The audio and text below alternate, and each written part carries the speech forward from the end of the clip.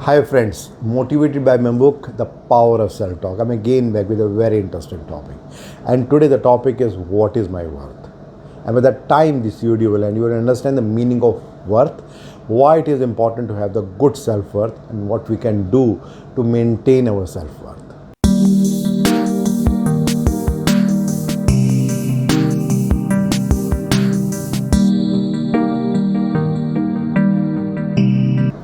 Let me start with a very interesting story. This story is of a father who wanted to gift his old car to his daughter.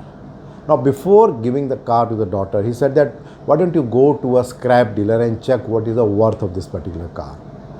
The daughter came back and said that the scrap dealer said it is hardly $100. Now the father said, okay, now go to a place where they sell and purchase the old cars and check what is the worth of this car. After coming back, the daughter said that there the price is very good and they said that this car is worth $1,000. Now the father said that this car is very old. Now go to a place where the antique cars are sold and purchased and check that what is their opinion about it.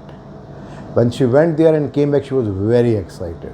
She said that they said that this car is worth more than $10,000. Now the daughter was very surprised that the same car had got three different values. How it is possible?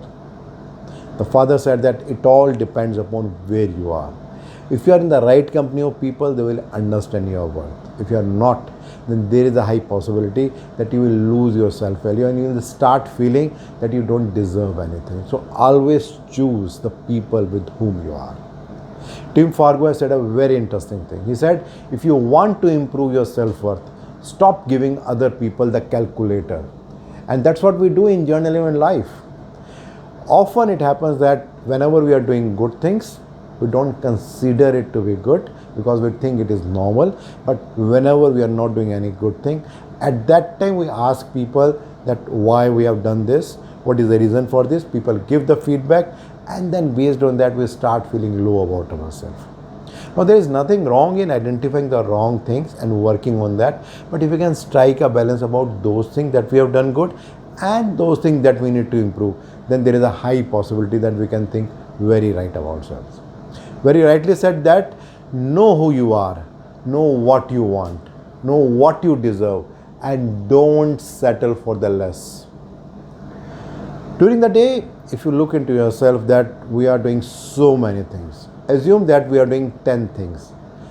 Now if you count, there is a possibility that 8 to 9 things that you are doing is correct and as per the expectation of yourself as well as others.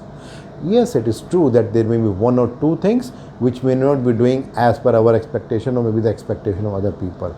But then why to focus on only 1 or 2 things? Why not focus on all the good things that we do, which can be trivial but very important. It could be as simple as that you reach office safely. Maybe you coordinated very well with your colleagues. Today you may have invested in share market and you get good returns. You wrote a post on LinkedIn and you found very good reviews about it. You spent good time with your family. How much time or how much value we are giving to those things which generally we consider as mundane, but actually they are very important for life. But rather than focusing on that, maybe 1 or 2 things which may not have gone as per the plan. Maybe the boss is not happy. Maybe we planned something to do, but we could not do that. Maybe we invested something in the share market and we lost. Now we are focusing our all energy there and we are starting seeing those things as our parameter for success rather than seeing the things in totality and seeing the total scenario, then I should see that what is my self-worth. And often by seeing those things at a micro level, we start making our image. Like people often say that I am not hardworking. I don't set goals because whenever I set goals, I generally don't meet them. I don't have that killer instinct. I'm not good in numbers. I'm always late. And there are so many things, there are so many tags that we give to us. And we think that we are smart by giving those tags. But we don't realize that the more negative tags we are giving to ourselves, the more negative image that we are creating for ourselves. And by doing that, we are reducing our self-worth. So it is actually not helping, it is creating a problem. It does not mean that we should not focus on the things that we need to improve. Yes, there may be areas where we need to work on ourselves. There can be some areas where we may have taken a wrong decision, and we need to understand and analyze what needs to be done with respect to that.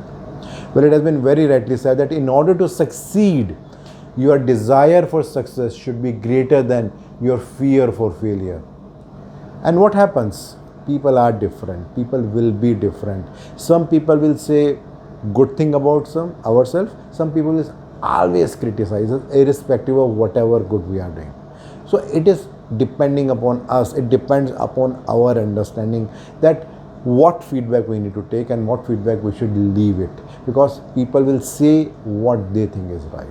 And in case we can follow these three things, then there is a high possibility that irrespective of any situation, we can always keep very high self-worth for us. The first thing is, if we can think what all good things we have done in the day, and we can write somewhere as a journal or as a diary, because that will help us to declutter all the negative things and we can identify all the successes in our life.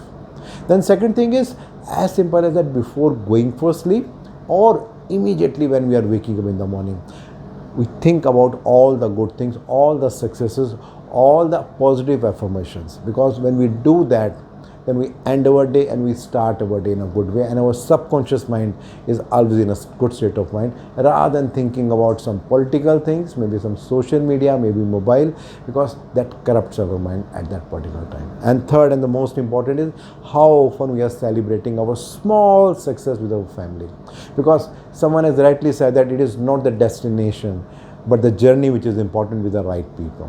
So how often it happens that maybe a small thing like we decided 10,000 steps and we could achieve it. We thought that today I'm going to write a LinkedIn post, I could do it, or maybe I helped somebody and maybe nobody knows about that. If we can identify those small successes, because big success comes generally in months and years, we should not wait for that. How we can enjoy those small successes with the family, that creates a lot of impact. And end of the day, our self-worth depends upon ourselves. It is not dependent on others. We need to choose that how we want to feel it.